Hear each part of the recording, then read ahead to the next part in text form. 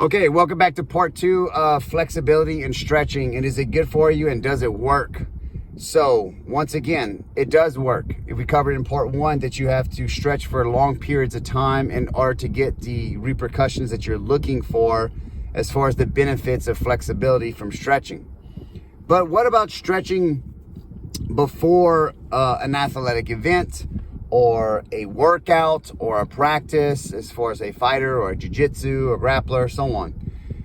This is not the best option, but it can be done if done a certain way. Okay, 1, when we stretch, most people are stretching for an elongated range of motion that they did not possess before. There's nothing wrong with that, except for the fact that before we work out, before we practice, before whatever sporting event you choose to do, you don't want to stretch before, because you don't want to take the muscle into a range of motion it's not strengthened into. Meaning, if you are stuck at 45 degrees and you're trying to get your hamstrings to go to 90 degrees, and you do get it to 90 degrees, just because you got it to 90 degrees does not mean it's no longer stable at that position, okay? So if you take it to that level in your sport of play, under a chaotic situation, it is not strong in that new range of motion and an injury can occur. So what we want to do is not stretch for new limitations before a practice or a workout.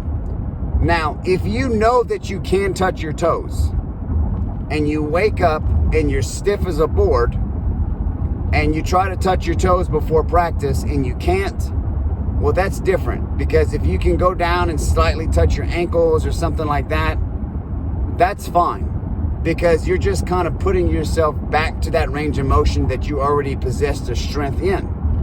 But you're not looking for new ranges of motion that you're not strong in. That's before practice. After practice, should you stretch? Yes and no. Yes, because maybe whatever you did, if it's a lifting routine, if you worked out your upper body and your lower body, you did your upper body first, it could be 45 minutes within the last time you done something on your upper body, and you might be getting to start to feel stiff already.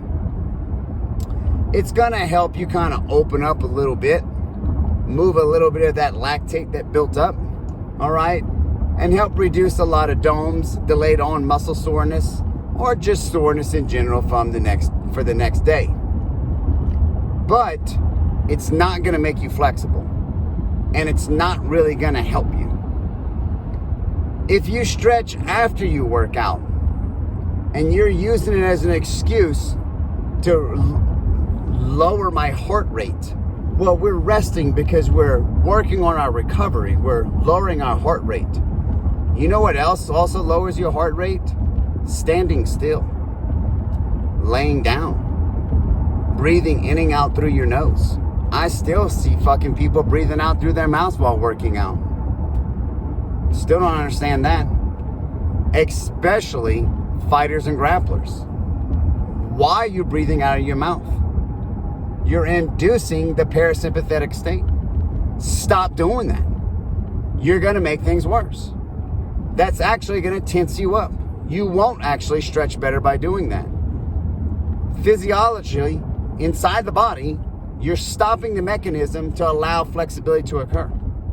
You're not bringing the heart rate down. And if you do, you're just keeping it at a higher heart rate where it can't seem to come down where it needs to be for recovery.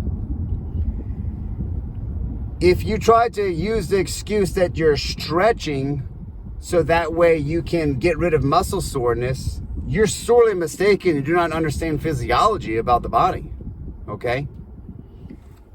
You should walk, jog, or run at least carrying a heart rate of 110 beats per minute for 5 to 10 to even 15 minutes. That will take the lactate and buffer it into pyruvate and then use that into energy for aerobic glycolysis and allow your body to not be sore the next day. Then from there, you should lie down and bring your heart rate down to a resting beat. Then from there, you can stretch.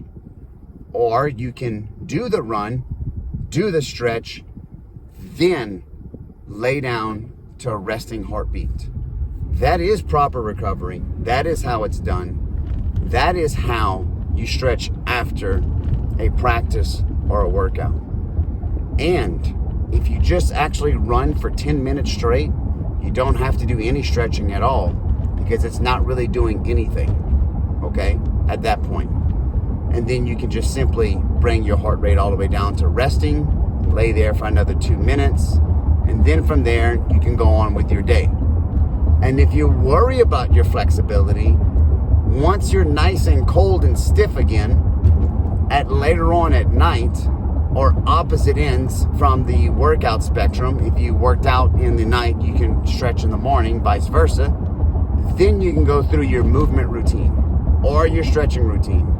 Movement routines are better, but stretching does work. So now you understand the benefits of stretching before and after practice and if it works or doesn't.